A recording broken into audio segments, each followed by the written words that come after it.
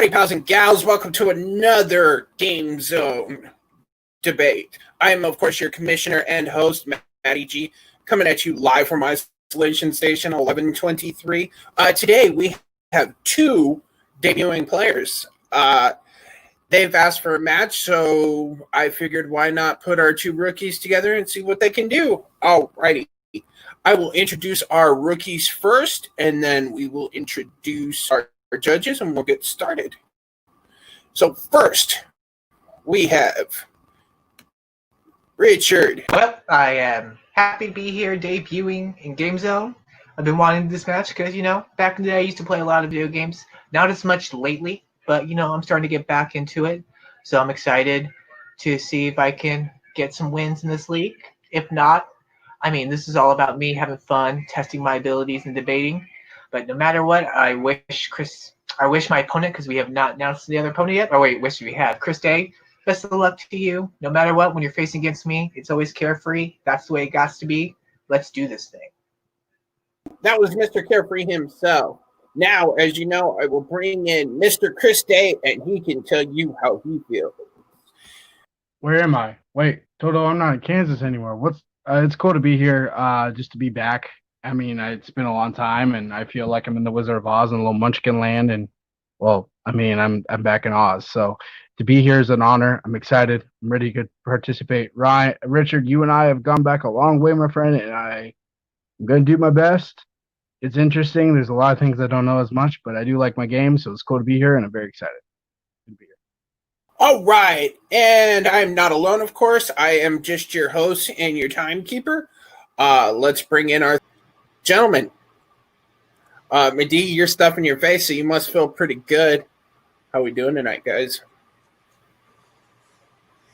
Pretty good. Doing good. Yeah. No, this will be exciting. It'll be interesting. I know these guys go back a while, so it'll be good to see if they can keep it civil or if they're going to go at each other.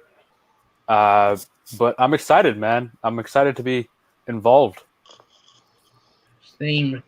I've been on stream today, but it's only been on my phone I have so far. Hopefully no hot day. Yeah, I feel I'm excited as well. I've seen. I'm pretty sure I watched both of these guys debate. I'm a little foggy right now. This is like my third match in a couple days, but I'm ready to go. I got my ears open, and all I'm going to say is just bring it. Let's do this. Yeah, let's go. I agree. All right, guys. This is the Game Zone. It is pretty self-explanatory. You'll have 90 seconds to open your... I'm sorry, let me rephrase that. You'll have a 90-second opening, a 5-minute free-form debate, and a 60-second closing. We'll go back and forth, and we will find out how it goes. First to 3 points wins. If we get past the fourth question, I do have a speed round question, which we can get to those rules when needed. We will go first by strength. So each competitor has chosen 2 strengths. Since Richard chose first, he will go first in this round and close in the closing first.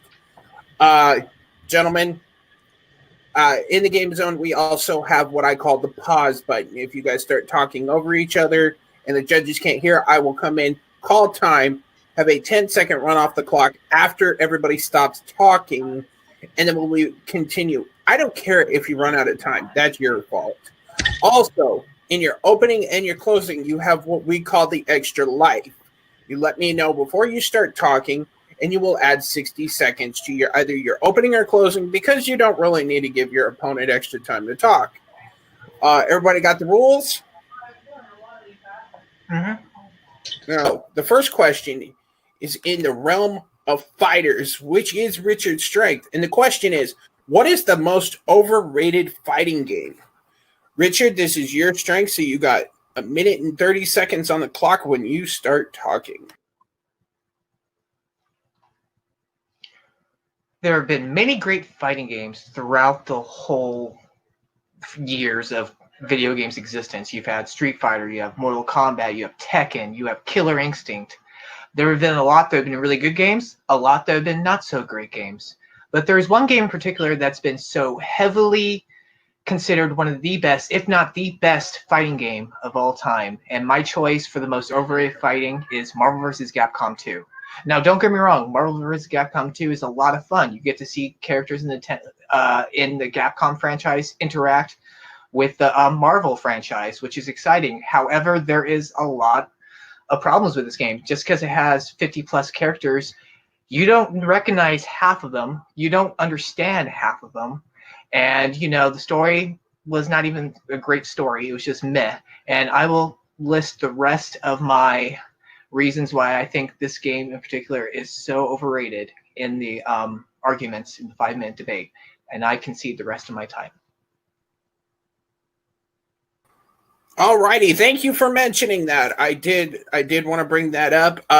If while you're talking at any time in your opening or closing and you think you've had enough, please let me know and we'll stop the time. All right, Chris, minute and a half when you start talking. All right. Well, my overrated most fighting game, I grew up playing a lot of fighting games on the 64, the Xbox, PlayStation. I'm a 90s kid myself. So I played a lot of fighting games. But I think when we talk about the most overrated fighting games, I'll get into our argument in our little debate. And that is Mortal Kombat 10. Now, there was not a more anticipated game for a lot of people, including myself, who have grown up loving the Mortal Kombat franchise as much as I have as a fan. I mean, I'm still a Street Fighter fan all the way. But I was so excited for this game.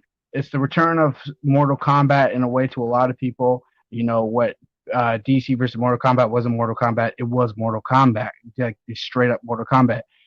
And then it came to a mediocre storyline campaign and a multiplayer which made you pay for DLC. I mean, you get to play as Jason and all these cool people, but then you got to pay to get more. And for me, that was the biggest takeaway from what made this game so overrated and why people enjoy the game. To me, it's a big takeaway because you go to play some of these things with your friends and all these graphics might be cool, like people getting your head mushed in and things like that. And it might be cool. But for me, when you want to do something and you have to add, hey, you got to add $25 DLC just to play like one of the coolest characters and bring that in, that to me took a lot of it out for me. So, and I will save the rest for my debate. Time. Gentlemen, 5 minutes. Please remember, clean back and forth. Please don't make me use the timeout rule or the pause button. We're all friends here. 5 minutes when somebody starts talking. You go first. All right, I'm just gonna say, Mortal Kombat 10. You saying the story was mediocre? The story was one of the best stories arcs in almost all of Mortal Kombat. They brought back and revolutionized story-wise. It brought a whole new level, whole new stakes, and also it finally did something with the other Mortal Kombat's finally done. It picked a story that wasn't Liu Kang. So I will let you talk. See, the thing for me with Marvel and Capcom too, it's like when you look at street fighting games, it's not really one I look at. Like, I understand that. To me, if I would have said, hey, what, like Mortal Kombat versus DC would have been a better pick, but for me, the story just wasn't as fun as I would like it to be. When you look at Mortal Kombat Annihilation or some of the other ones, like those have great stories in my opinion. Like, these are games, like, for me, just saying, hey, it's something I kind of relate to. Like, I go into Mortal Kombat 10 and I'm expected to have a great time. You get to play as Jason, you get to go through stories and go through this campaign. And then the campaign's not as fun as I like to. So I play with friends. I'm like, oh, hey, I'm excited because I get to play as Jason and Michael and the Predator. Nope, you got to pay for that. And I'm thinking, what the hell? I mean, like Marvel's Capcom, cool, that's fine. But it's not really, like, for me, if you want to look at an overrated game, the third one was more overrated than the second one. It's like when you look at Mortal Kombat 10 compared to the others, this game could have been a lot better, in my opinion, to what it turned out to be. I mean, Mortal Kombat 11 itself, I mean, that's a different topic, but like Mortal Kombat 10 to me had everything I wanted it to be. Yes, it had really cool graphics, and yes, it was cool to see somebody get punched and the blood coming out. But for me, it just took everything out of it when your campaign and your DLC that cost $20, $30 just to play some iconic characters. To me, that's why it's overrated. Well, you're saying that you don't like the fact that you have to pay to get some of the extra contact, but if there's a game that's worth playing, you're gonna pay money. Like World of Warcraft, people play constantly, keep on paying monthly to play the game. It's considered one of the best games of all time. Pokemon, you pay extra for other extra things. Marvel vs. Capcom 2, people consider this the best fighting game. Actually, no one really liked Marvel vs. Capcom 3 because it wasn't the same feel as Mortal Kombat 2. I mean, Marvel vs. Capcom 2. But the problem with Marvel vs. Capcom 2 is it's just button mashing. You're button mashing all over the place, and half the time when you don't mean to, you double jump, and it gets really hard to see half the time because you're just mashing buttons, and the system comes in, it gets kind of chaotic. And there are some really OP characters in Marvel vs. Capcom 2, like Hulk or Jin or Strider's one of the most broken characters in that game. And like there's 50 characters in Marvel vs. Capcom 2, but you only usually just play 5 of them, and the other half you just don't know. Mortal Kombat X, you have a fantastic story. The extra costumes, extra characters, bring it back. You can get Sub-Zero in like this metallic costume. It looks fantastic. The fatalities are fantastic. Johnny Cage is here. Johnny's one of the best fatalities of all time. Cassie Cage is a great new character. And you also, there's skill in the combos. You actually have to know the combos to do some really skill. It's more skill-based, whereas Capcom 2, you're just button mashing, hoping, and half the time you'll do like crazy moves because it's just button mashing. For me, though, like, we're talking about the most overrated game.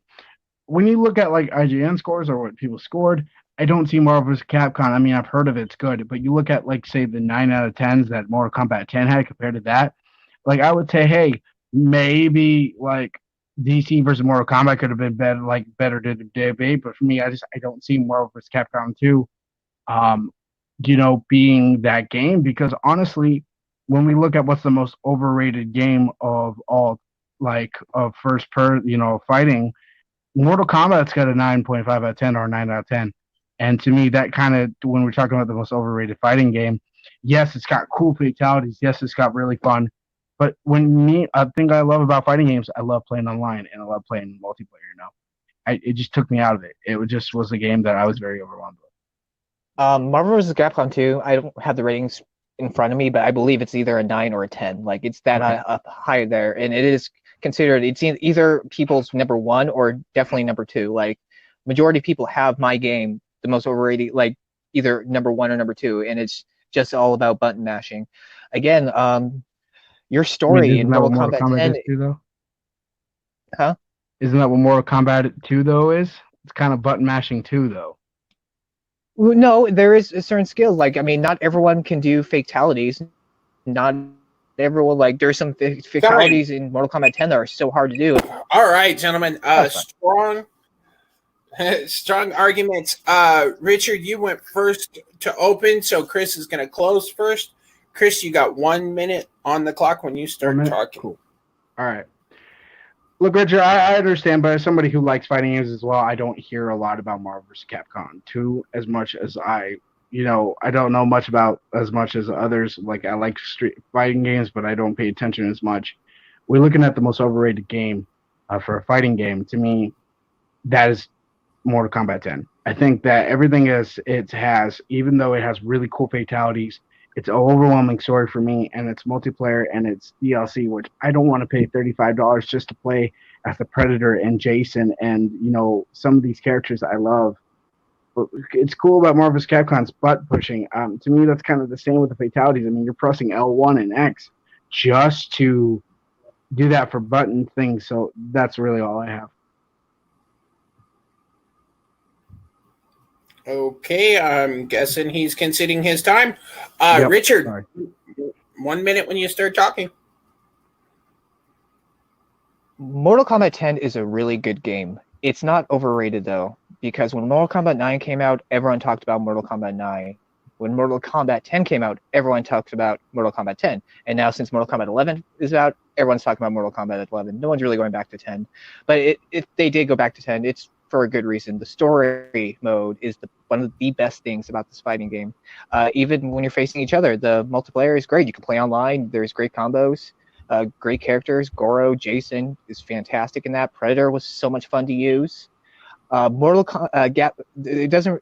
Mortal Kombat's really overlap each other. Marvel vs. Capcom 2 is still in people's eyes the best fighting game, and it really isn't. Like, it's very hard to see half the time. It is about button mashing.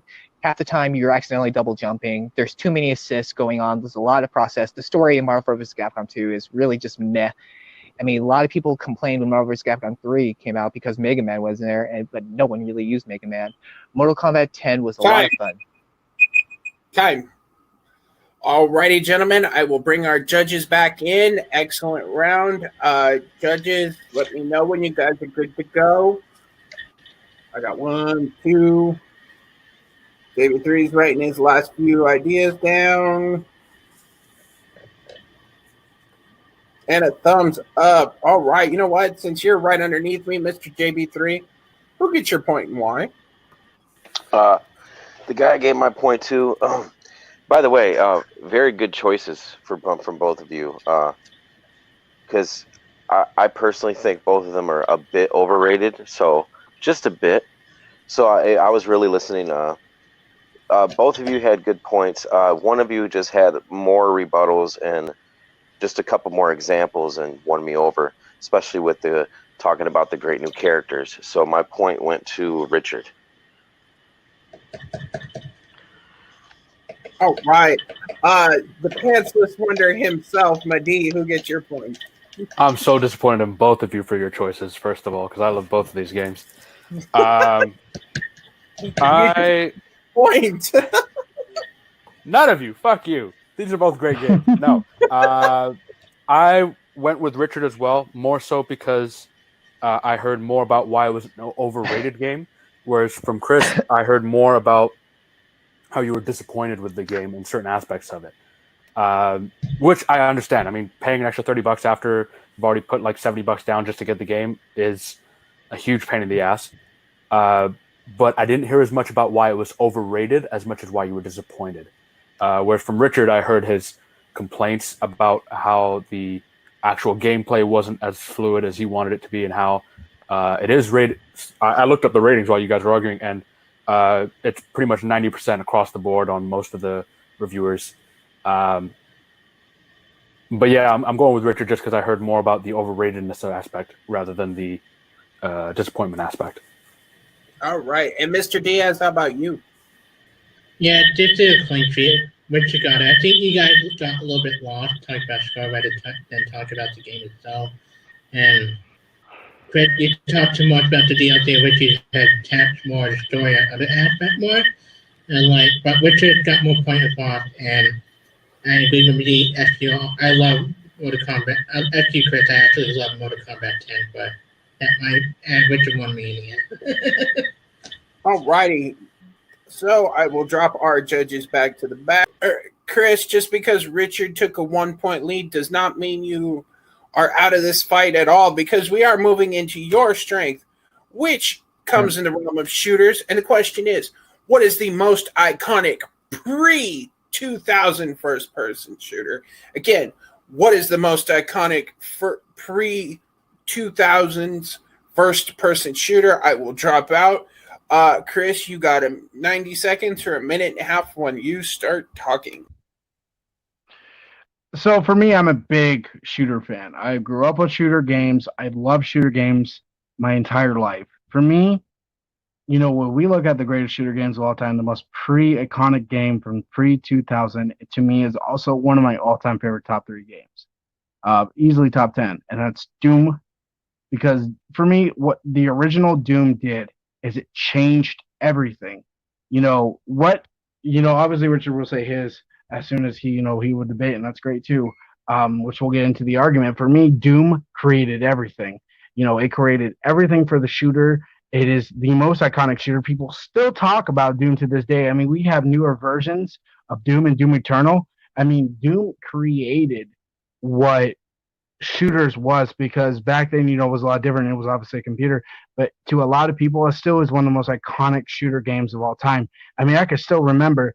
I mean, obviously, it was a really shitty ass movie that I loved, but it created that adaptation. But for me, the shooting, you play in this first person, you got the guy right in the middle, and when he takes the hits, he goes he takes the real hits, and you see the blood, and you get to fight all these demons, which still looks really crappy for a computer digital game from the 90s.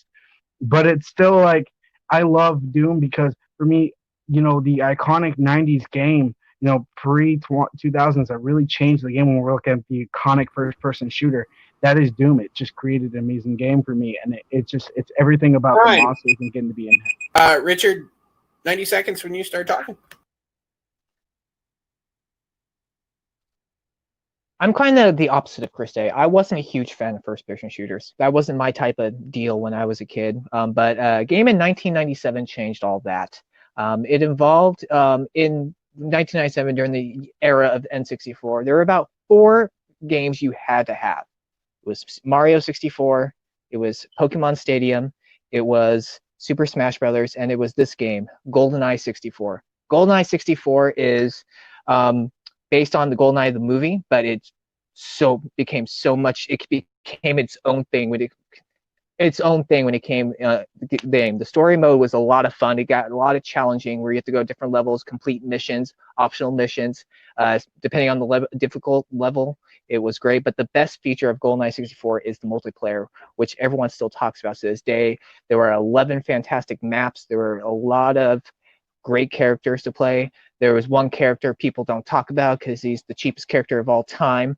But this game it is the most iconic game because there has been really no other game like this since. And they even tried to replicate that in a future game, which failed because it wasn't GoldenEye 64. So when you're talking about which is the most iconic first-person shooter pre-2000, it is but 100% GoldenEye 64. I concede the rest of my time. 5 minutes. Fight it out. You want me to go this time? Yeah. All right. See, that's so hard to fight this too because I love GoldenEye 2. Like I'm a 95 baby. Like I played this a lot too.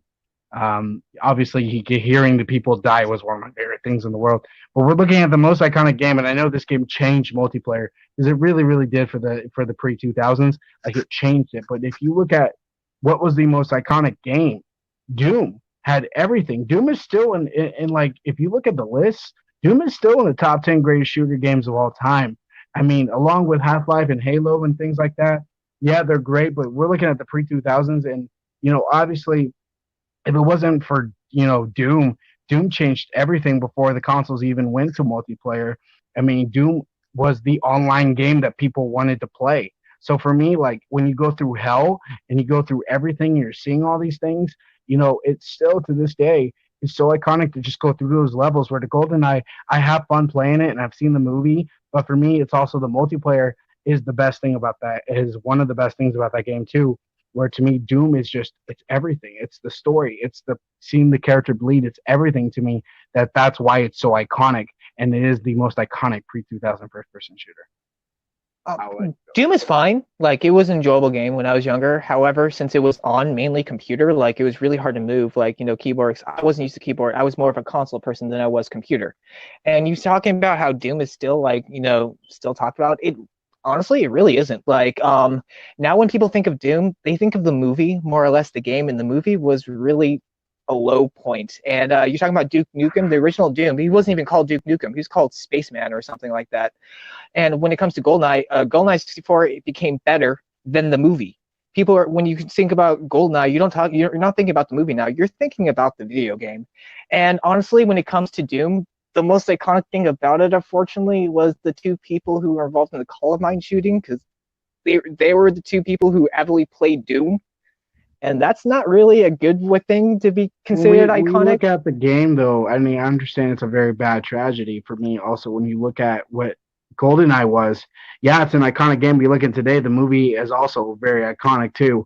For me, Doom was, it's still talked about, bro. It's still talked about because, not just because of, I disagree about the movie. Yes, the movie is so bad, it's good, in my opinion. But, if we didn't have the Doom game, we wouldn't have the huge fan base that Doom is now having with the 2016 and Eternal. So many people are playing that. So I disagree with that, but I understand. But to me, it's more of the game than the tragedy.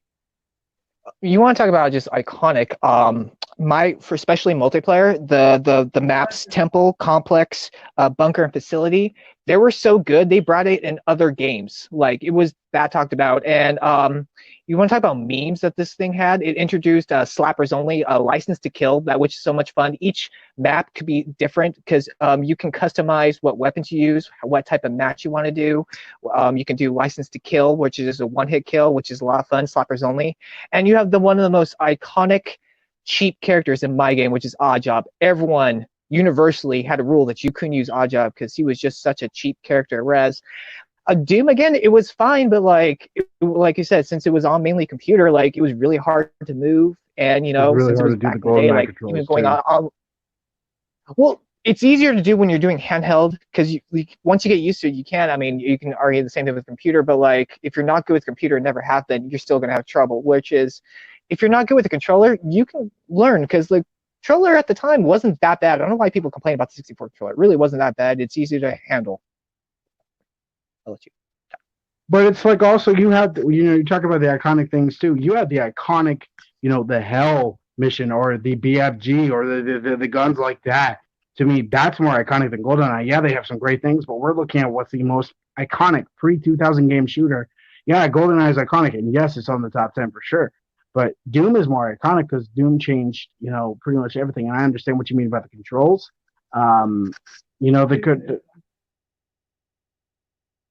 The controls itself to me was way better, and obviously, like a lot of people still play on the computer. It's hard to play on the GoldenEye controls, but yeah, that's it for me on my time for my argument. I mean, like when you're talking about like the map, my maps alone has a different feel. It's super iconic. Like you have the each map, you can do different weapons have a different feel. There's a lot more skill in my game, especially if you're using proximity mines and remote mines. Those are like very strategic ways to put them on to explode right when they explode. And then when it comes to Doom, like I mean, you're just again like there's cool weapons, but it doesn't take that. Very heated debate.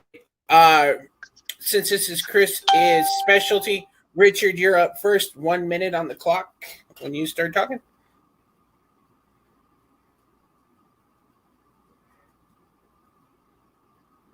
The most iconic first-person shooter pre-2000, it is GoldenEye. It is one of the best games on the Nintendo 64. It is considered probably the best first-person shooter of the 90s. When you're at home chilling with your friends, what does everyone want to do when you want to face each other in a video game? You want to play GoldenEye because the maps are fantastic. The characters are a lot of fun, with the exception of Oddjob and Jaws, because no one used Jaws because he was too tall. The rest of the characters are very balanced. You get to pick whatever character you want. It won't have any advantages when you're playing it.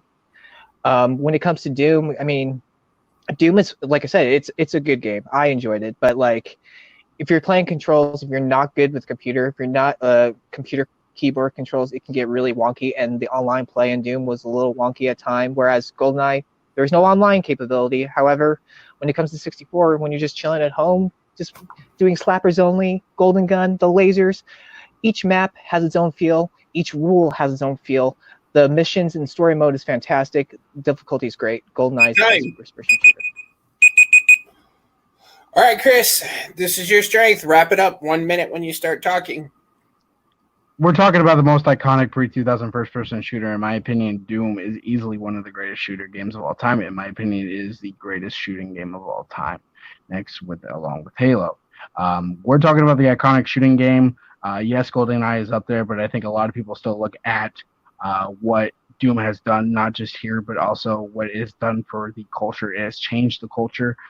For me, Doom is what's iconic about the entire character, and it's even grown more of a fan base today with the newer games. It changed everything for shooting. It was just a thing with Duck Hunt, and then when we look at the most pre-iconic 2000 first-person shooter, Doom changed that. I can see the rest of my time. All right. So I will bring our judges back in. They will let me know when they're good to go. Hard Cake McGee.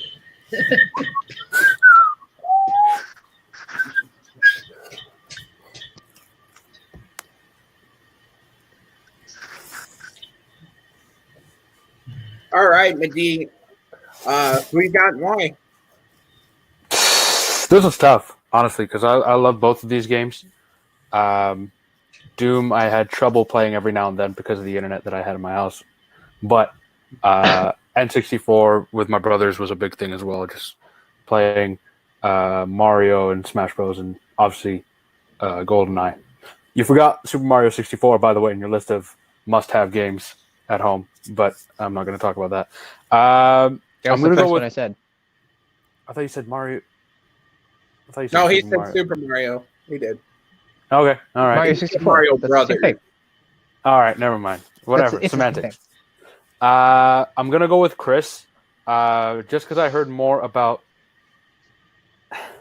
This is tough though, because both the arguments were really good. I felt like Chris brought a little bit more in terms of what Doom brought afterwards, whereas Richards talked about how it was better than the movie that came out, and how it's still talked about. Yes, but Doom is still like being played, and he said that it's still being mentioned because of 2016 version and Doom Eternal coming out recently. So just because of how it's continued on, I'm going to give a point to Chris.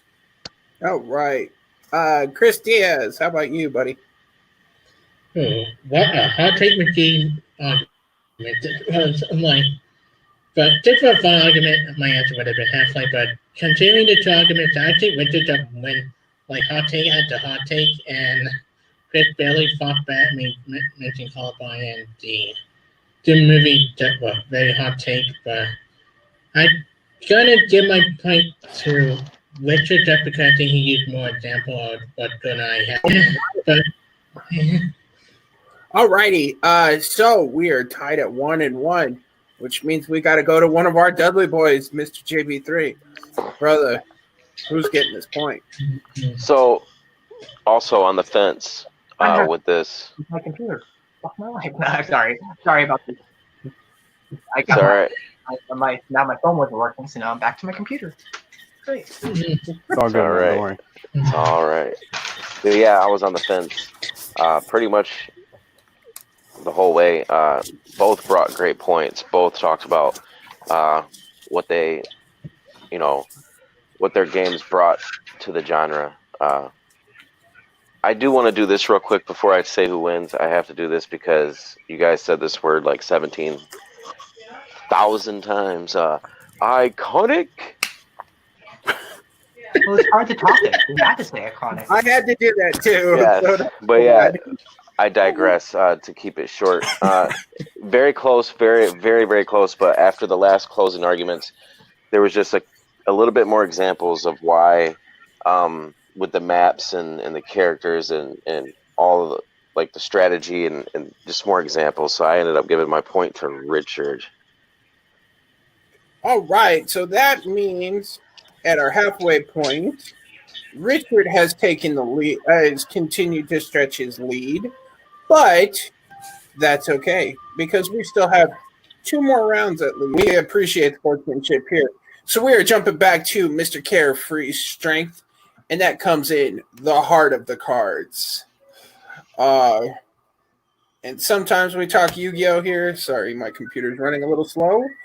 Sometimes we talk Pokemon, but tonight we're talking Magic the Gathering. And the question is, in the heart of the cards, as I said, what is the most essential card to have in your deck in Magic the Gathering? Mr. Carefree, this is your strength. So 1.5 minutes when you start talking. And gentlemen, don't forget you do have your 1 minute extension or extra life to use if needed. So, Mr. Carefree, 1.5 minutes. Magic the Gathering is really hard because the whole point of Magic the Card Gathering is, having a great deck, having, specific amount. Really, the essential card, this isn't my choice because the only really essential card you need is mana. I'm glad Chris didn't pick that because you probably would have won. But mana, what my belief is what's the next essential card is a card that will have multiple uses, multiple things you can use it for, whether you need it early game, late game. It'll be able to be the most essential thing. And my choice was the Voracious Hydra. It is a grass monster card. It has the ability to trample. Its cost is 2 force mana plus X the number of mana you want to add on. which means, for example, its normal base stat is 0-1, but no, !1, because the more mana you tap in with the X, it gets that stronger. So if you did tap 7 mana, the 2 force plus like 5 mana, it will be +5/+5, which would be 5/6. However, my card has 2 abilities. The first ability, you can only use either or, but they're fantastic abilities. The first ability is to double your counter score. So if I had tapped in a 5/5, it would become a 10/10. And its second ability, it's you would be able to attack a monster right when you summon it. You don't have to wait till the next turn. And I think the Voracious Hydra is one of the most essential cards because you can use it early game if you need a monster. You can keep it late game to be even more stronger. I mean, the minimum you'll just need is 3 mana, and it will become a 2/3 off the bat. So I think the most essential card is Voracious Hydra because there is no limit, just 3 cards is normal, and it's a great card. I concede the rest of my time. Make up your mind. I'll debate it. All right, minute and a half. All right, minute. All right, so I really don't know a lot about Magic the Gathering, so I decided that there was a card I found one time called the Circle Jerk. No, seriously, there's this one called which the something like Dragon that helps your attack, and it's supposed to help your like abilities to make the attack more of the enemy, and it's supposed to help with your enemies and your attack. So I would say that is my argument, even though I really don't know much about Magic the Gathering. But yeah, I can see the rest of my time. Hey, there was Chris's wonderful opening, and you might be wondering to yourself, wow, what happened to Matt? Why did he get uglier? That's because it's me. I am morphed into Matty G. I am the Dollar Tree version of Matty G, and you got 5 minutes. So start now. Okay, so the card you picked was the Ouija Soul of Winter, which is, I have to admit, it's a good card. It's a 5/6. I'm going to say one of the reasons why it's not essential as mine is it's not a guarantee you can be able to summon them because like it takes a lot to be able to summon that number of mana. Whereas if I would summon yours costs 7. Your costs 7 mana. The same mana, mine would be a 10/11. And you have a great ability, Flying, which means you can attack, but I can't block. But the thing is, I can attack you. Like if I take 5 damage, I don't mind taking 5 damage. But if I attack, you're forced to take 10 damage, which your life points are only 20. And if you block with my creature, your creature's dead. And again, I will also say why mine's more essential is because I can summon it early game as a 2/2 or as a 3/3 when it won't cost me as much mana, whereas yours it's always going to have to cost you 7 mana. Yeah. I really don't know what else to say. I mean, I'm glad it has points, but I kind of just wish there was a thing called like an afterlife card in case like you suck at this game called the Circle Jerk that help you. Like that's all I gotta say. Yeah, that's my debate.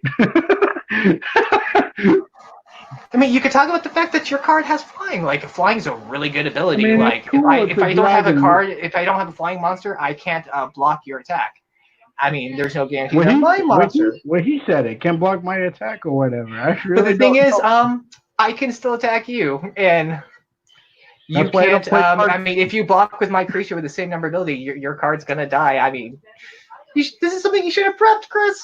This is prepping. I prepped. Look, I tried prepping. I really, really did. I didn't really know what to say, but yeah, they should make a card called Circle Jerk Award. It's like Afterlife. But you should definitely play Magic. It is a lot of fun. I haven't played in a year, so I'm a little behind. But I just feel like I'll get stuck in this. So, but yeah, I can see the rest of my time. I really. There's no conceding. It's 5 minutes. We're just debating. There's no individual. I mean, I don't really know what else to say. I mean, yeah, he can breathe fire. He's a dragon. Ooh. Like, that's cool, but I don't know really what I'm debating. I mean, I'm debating this, I guess. Yeah, so there should be a card called the Circle Jerk card. I mean, it'd be great, but I mean, I really don't know what else to say. I mean, it's a tough choice. Honestly, when I picked this category, Heart of the Cards, I'm expecting more of the Yu-Gi-Oh category than Magic, because it's been a minute since I played Magic.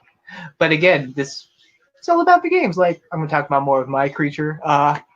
The Voracious Hydra, like I said, it's early monster card. Trample. Even when you block, I forgot to mention with Trample, is if I attack you, you block their creature. Your creature will die, plus it will take damage to the difference. So my attack would be, the damage would be, you get points taken off you with the defense. So I think yours was a 5/6. So let's say mine was a 10/11, yours was a 5/6. You would still get dealt 4 damage, and then your creature's dead, and then I'm able to attack some more. So yeah, if you want to just wrap up this 5 minutes now, I think we're good to go. That's fine. Yeah, Matt, wrap it up.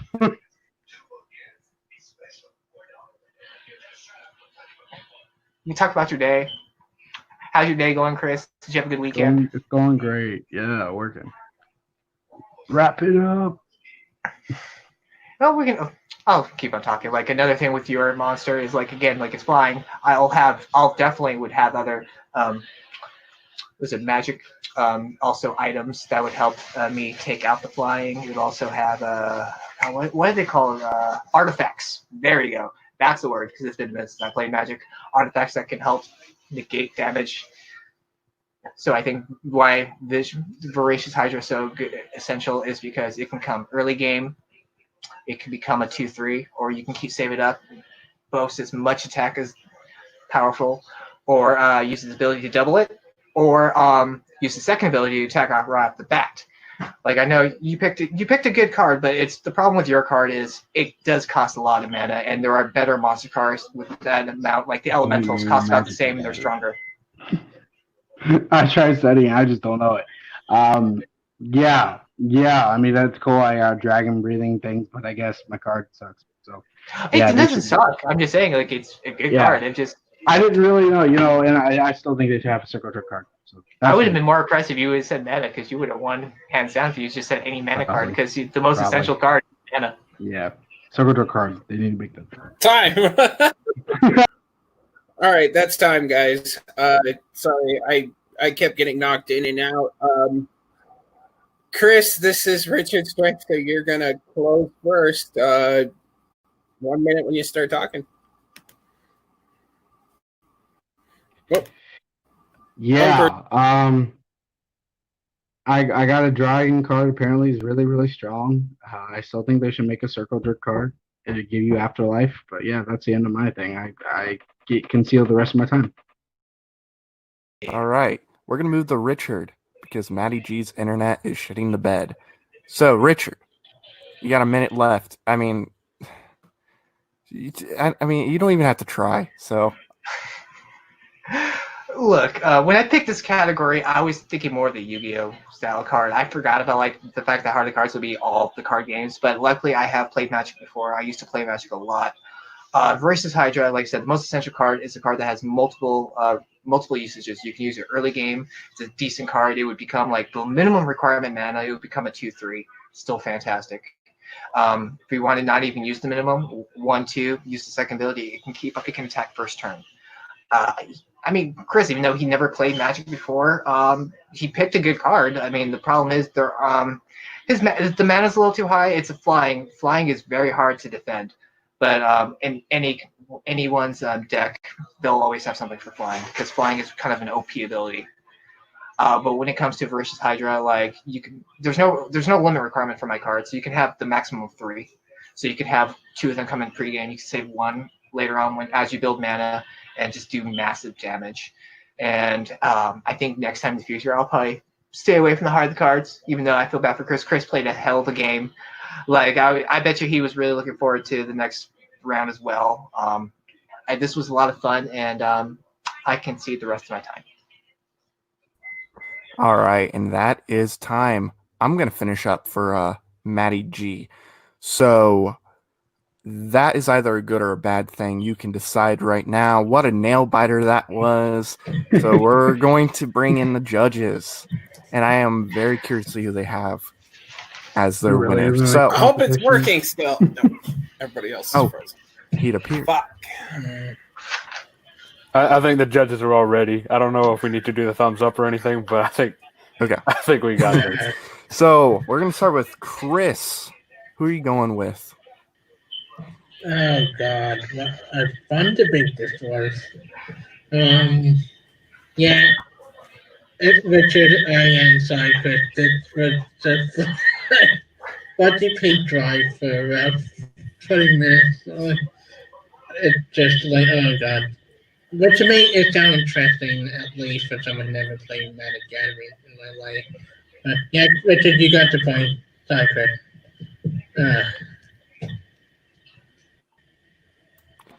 All right, so that is 1 point to Richard. We're going to go to JB3 next. I forget what order we're going in, so I'm just going to go with JB3. Yes. Do you agree with Chris? This was. Look, I'll be honest. This was actually on the fence for me. I'll tell you why. It's because when.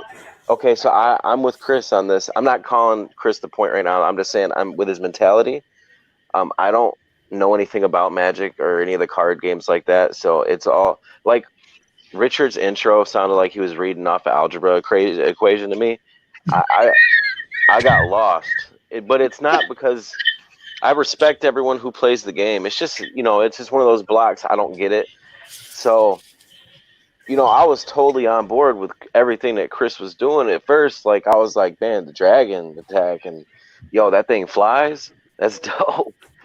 So, but I really, really wanted to give the point to you, Chris, so bad, but I can't. Because, you admitted, this was just like, it was Richard's thing. So I gave Richard the point, but man, I feel you, To be bro. fair, also, when I picked the strength, I was expecting a Yu-Gi-Oh! Circle's your card. There needs to be. Wow. And again, because also the reason why I picked Heart of the Cards, because I've seen the other games, the game debates, no one ever picked Heart of the Cards. And I was always curious about that. And I don't think anybody else is going to pick cards now after this. Medivh, Yeah. who would you have gone with? I I'm honestly just will not pick it curious. next time. This was probably the most heated debate I've ever seen or judged. Like, there's been a lot in the history of the TMG. There's been a lot of debates that go so back and forth. Like, you just don't know who's going to win, and any random three judges could give either three ways. This was definitely the greatest debate I've ever witnessed. This one is Jordan. I figure it I was got- like Mike Tyson and It Floyd was- Mayweather going at it. It was legendary. This will go through the annals of history as an all-time moment. It definitely will. Put a stamp on it. Richard, man, I agree with JB3. I've never played Magic the Gathering. The closest interaction I've had with that game is seeing it at Walmart and walking by and getting the Yu-Gi-Oh cards that I wanted that were more. But you started saying like, oh, it's a 2-3 and a 5-6, and I was like, are these the attacks or? Okay, well, the heights? ability originally it's X number /1. Its first ability, like its mana cost is 2 force and I need to ask you more to mana. not put math in any of this though. Like, wow, because Yeah, does Listen. X equal 4? I can't find X in a card game, man. Like, I've already got enough math homework that I haven't done through the And past that's like 20 why years. I don't like math. If Yeah, you play, like- you get the hang of it. It's kind of Listen, this. This is why I did to Pokemon Yu-Gi-Oh! Yeah, I'm gonna stick to using a calculator to figure out if my attack power is enough to beat the other attack power on Yu-Gi-Oh. Like, even that much is a lot for me. So I'm going with Richard. Let's just Wow, go what a with it. shocker right Okay, there. but- He sweeps this Yeah, one. right. my vote. My vote would have gone to Chris. 'cause I Richard, got a little cocky. you gave Chris a lot of good points. True. Like, you almost Yes, you shot did. yourself in the foot. Well, I It felt was like, that. oh, I can fly. If I don't have a flying attack, I can not block him. I was like, Richard, shut the fuck up. You All got I was this. talking about was a stupid card that don't exist called a circle jerk. So Yeah, like I wasn't sure if that was a real card or not for the first like 4 minutes. But Yeah. Hey, Richard, I'm pretty sure if you wanted to, you could debate with yourself. True. you almost did too. Like, there was almost 5 minutes of Richard just going, but you know what? That flying ability is so cool. And I was like, what the fuck are you arguing for? To be fair, Dragon. in the future, in this matches, I'm not picking hard the cards. I don't think anyone is. Yeah. After this, I don't think never saw it played Yeah, before, and I was curious. no what it one was. is gonna risk getting a Magic the Gathering category and be like, shit, I have never played that game. I That don't round, know anyone who played it, so This It's round was probably like retired. Electric Kingdom Hot. I didn't know. Yeah, no, man, I can't do no. it. This round was Yeah. like if Michael Jordan was trying to give his powers to the aliens in Space Jam, but the aliens were too stupid to figure out how to get the power. Alrighty, and with that, your winner by knockout is Richard. Congrats on the win, especially a knockout, which is very difficult to get in any of these leagues. What's going through your mind right now? I'm happy that I won. However, I just want to say real quick, even though the last one was kind of a disappointment, I know Chris was just like defeated. However, Chris Day did fantastic in the first 2 rounds. Quite honestly, I thought he beat me in the Doom discussion for the OG because he gave great points, great tactics. He fought hard in both the first 2 questions. He did a fantastic job, attacking me and defending his points of view. So, Chris A, this was a blast. I look forward to facing you again.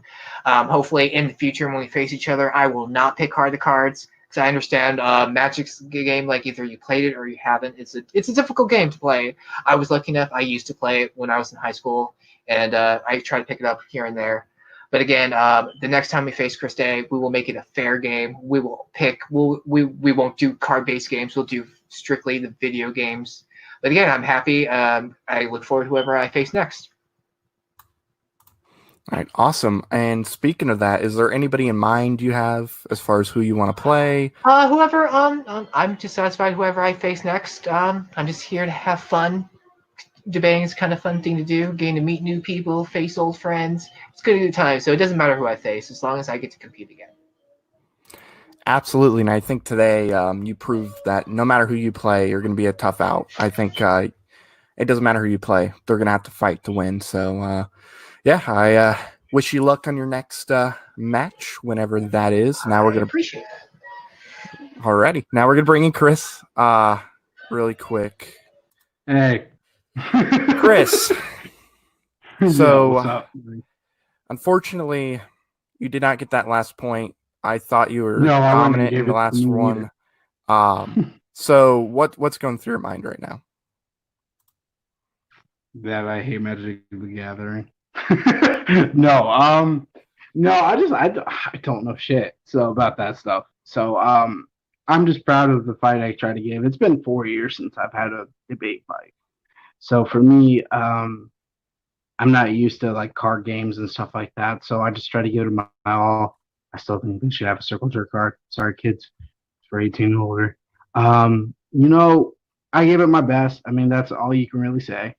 I'm used to being the trivia guy, but I'm really knowledgeable. I like debating. So it's cool to be back and it's cool to be here. And as Dorothy says in The Wizard of Oz, clicking her little heels. I'm not wearing none. Just so you guys know, I'm not wearing no heels. There's no place like home. There's no place like home.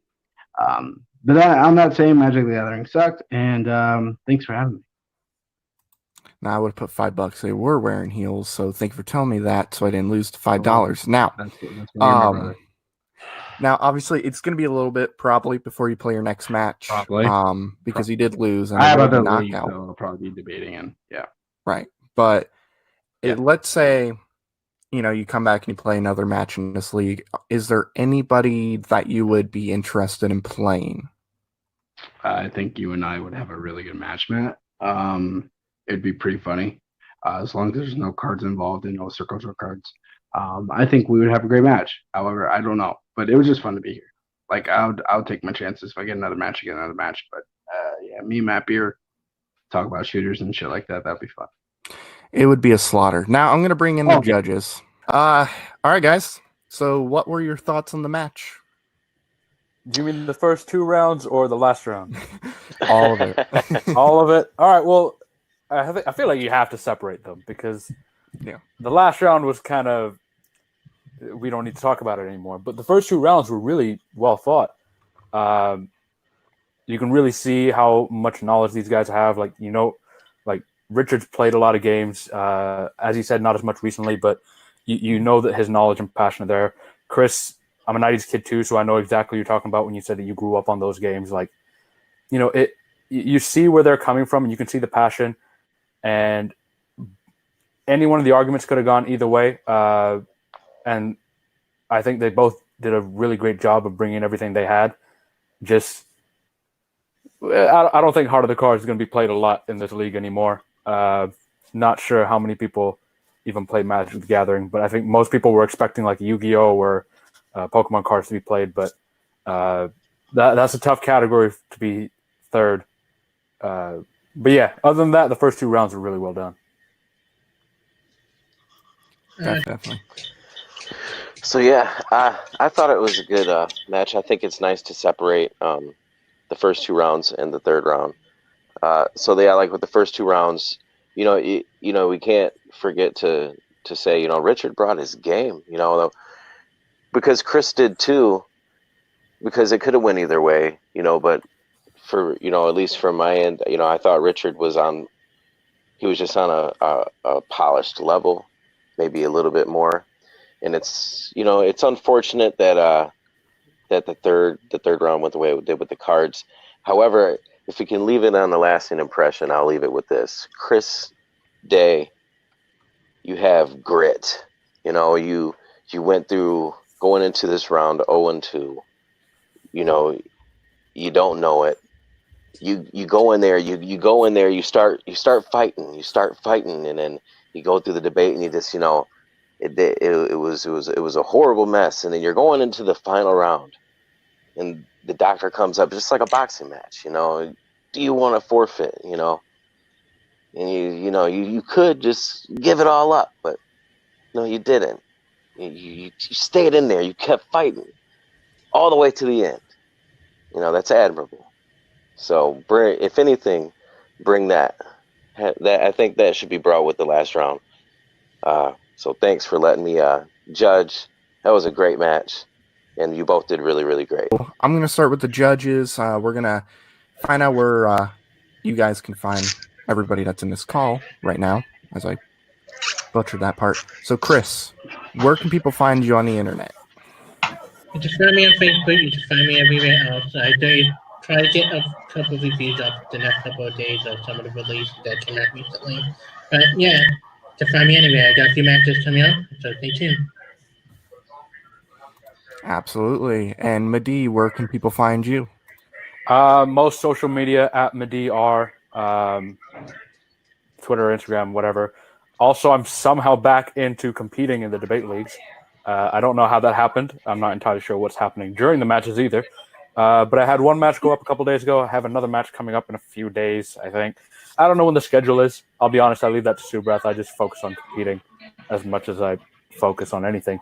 But yeah, keep an eye out for them. As I can't promise you that I'm good, but I can promise you that I'm trying my best. So keep a lookout for that. Absolutely. JB3, where can people find you at? You can find me over at Nerd Entertainment Network. I'm the commissioner at Combat Wrestling Trivia. Have matches every Thursday at 7 p.m. Right now, just dropped one as of recording this. It's the World Contenders Tournament. Just look out for that. There's going to be a bunch of them. Got a lot of content coming with Movie Trivia Challenge too. Hunter's got a lot of things happening.